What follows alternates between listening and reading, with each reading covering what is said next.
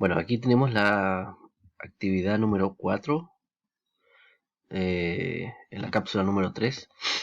Este tema trata de abarcar lo que es la función inversa, ¿ya? Eh, la primera parte es un taller, ¿ya? Muy básico, muy simple, para que entiendan más o menos de qué se trata lo que es la función inversa, ¿ya? Se plantea un caso de una máquina que procesa fruta para hacer jugo de manzana, ¿ya? Entonces aquí tenemos una tablita donde se ingresan por un lado, se muestra la cantidad de fruta, de kilos de fruta, ¿no es cierto?, que se ingresa a la máquina, y tenemos por resultado la cantidad de jugo, de litros de jugo que obtenemos ingresando esta cantidad de fruta, ¿ya?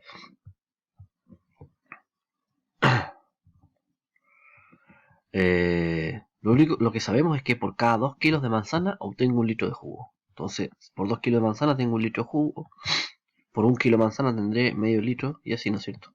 Completa la tabla. Después hay que responder un par de preguntas, bien simple. Analice con su compañero los resultados obtenidos y responde a las siguientes preguntas. Dice, ¿cómo encuentras la cantidad de litros de jugo que salen de la máquina? Básicamente quiero que expliquen con sus propias palabras la función en sí, ¿ya? La función en sí está explicada acá arriba, ¿no es cierto? ¿Cuál es la relación que existe entre lo que entra y lo que sale? En funciones siempre hay una variable que es independiente y una variable dependiente. En este caso, ¿cuál es la dependiente? ¿Cuál depende de qué? ¿Los litros dependen de los kilos que se le metan o los kilos dependen de los litros que se metieron a la máquina? Así responden esa pregunta, ¿ya? Después vamos a analizar el caso inverso. ¿Qué pasa si nosotros pensamos al revés? ¿Ya?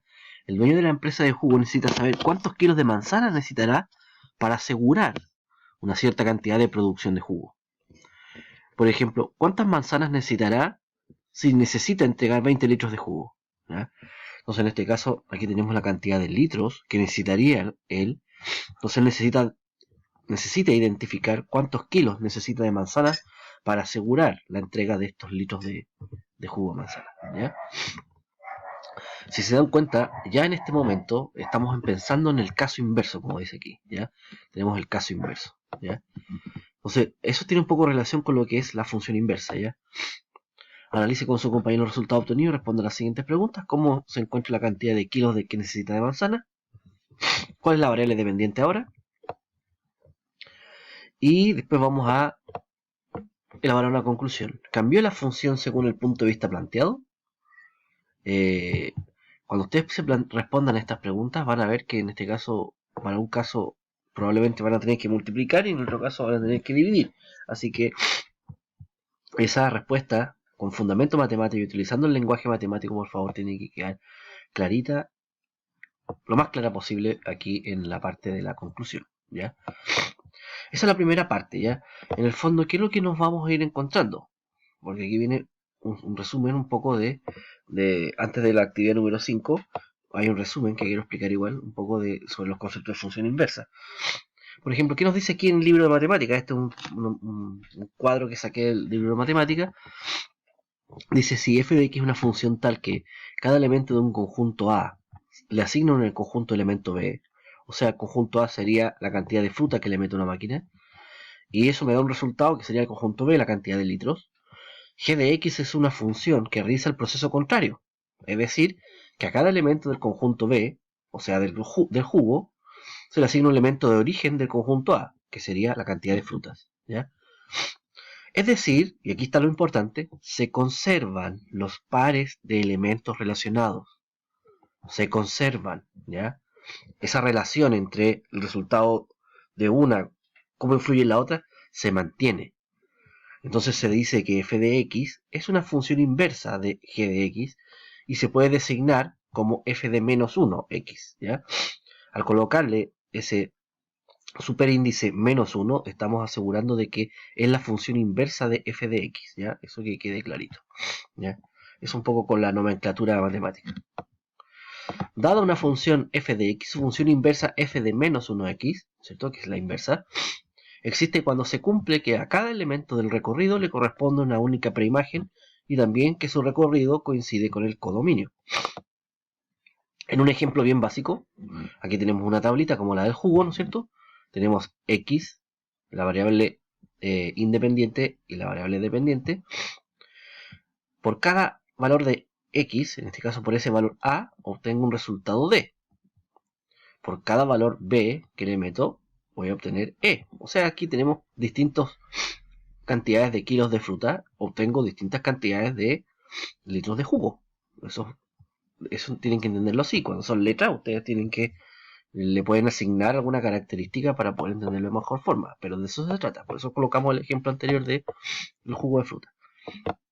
Y aquí tenemos la función inversa. Si te das cuenta, si yo le coloco D, obtengo A, E, B, F, C. La relación del par ordenado se mantiene, solamente que se realice de forma inversa. Fíjense, aquí tenemos D, A, E, a B, F, a C. Exactamente lo mismo que tengo acá en la tabla de la función inversa. Ese es el criterio que vamos a utilizar para poder realizar la actividad número 5, que lo voy a grabar en la siguiente cápsula. ¿Ya? Que lo voy a hacer en la siguiente cápsula, como les decía, pero me interesa acá.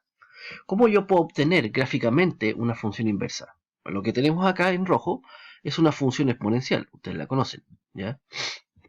Una función de tipo exponencial. Fíjense que cuando yo grafico la función inversa, siempre se va a obtener una simétrica a la original.